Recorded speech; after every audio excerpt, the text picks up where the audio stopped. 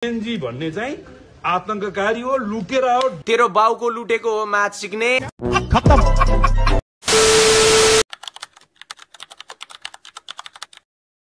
ल सुरु गरौँ। अलि विरोधीहरूले ममाथि आक्रमण गर्दाखेरि पनि कहिलेकाहीँ म एक्लै भएको जस्तो हुन्छ र पनि म सबलाई दिइरा हुन्छु, सबलाई ढालिरा हुन्छु। मैले लाग्छ म सबलाई नकआउट हान्छु जस्तो लाग्छ। मेरो अगाडि पढ्यो भने एकपल्ट दिँदाखेरि 3 इन्ची सार्दिन्छु त्यसलाई म।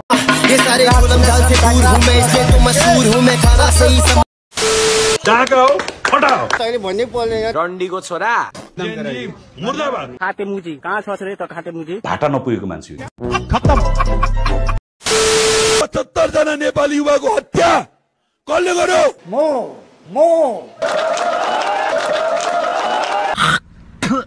खत्म।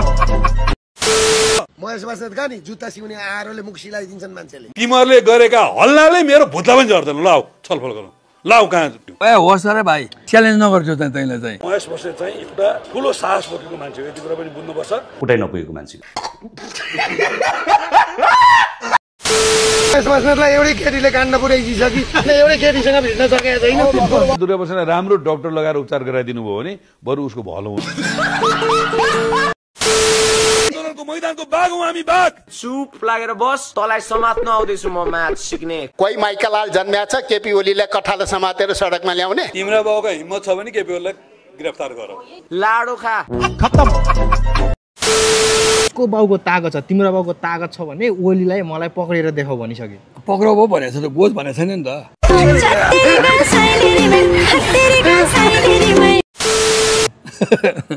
गोड भन न, खुला चुनौती हेर्नु त। त्यो गोड भन न, त्यो त कसले दिएको थाहा छ? राम्रो ओले दिएको। महेशलाई चाहिँ धन्यवाद भन्छु मैले। चोरले चोरलाई नै च्यालेन्ज गरे के। केपी ओली दोषी हुनुहुन्छ र तिम्रो बाउको हिम्मत छ भने समातेर दियो।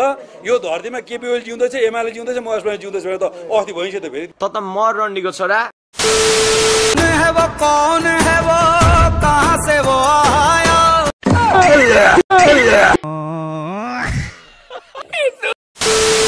राजीनामा दे भनेर खुरुक्क राजीनामा दिन्छ। राजीनामा दिएर मात्रै हुँदैन, यो हत्याको जिम्मा लिएर कटघरामा उभिनु। सुशीला कार्कीको डरले केपी ओली भाग्छ गुडुटु। बिचरा बुढी आमै जेन्जीको होसमा भात खाँदै रहेछन् अस्ति। ए आमै भात खाँदैछौ, लो खाऊ खाऊ, तिमीले मात्रै खाए भइहाल्छ नि। तिमीहरूले गरेका हल्लाले मेरो भुत्ला पनि झर्दैन। ल भोगटे बिउ बोको हो भनेर नि उसको श्रीमती सँगै हिँड्दो रहेछ जहाँ पनि। श्रीमतीलाई पनि धारा छ त, श्रीमानलाई छोड्नु हुँदैन भनेर बिउ बोको जस्तो छ भनेर।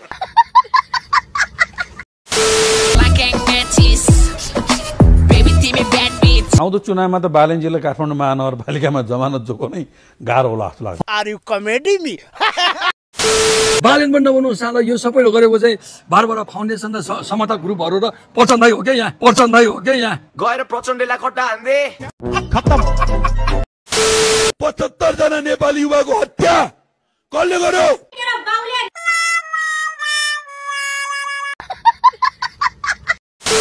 म पिएसओ लिन्न, मलाई गाइड चाहिँदैन, मलाई क्वार्टर चाहिँदैन। के भन्यायो? म्याथ सिक्ने। खत्म।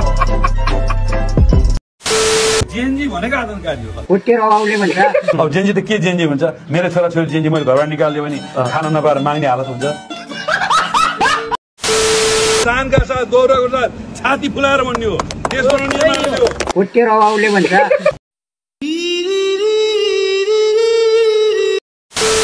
नेकपा एमालेको अध्यक्ष फेरि पनि केपी ओली नै हो।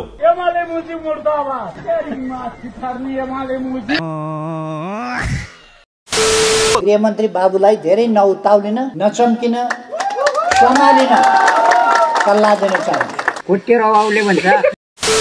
ठुलो डन कि महेश बस्नेत ठुलो डन अहिले? को महेश? महेश बस्नेत क्या, केपी त्यो ओलीको कार्यकर्ता। दुध बेच्ने भाइ।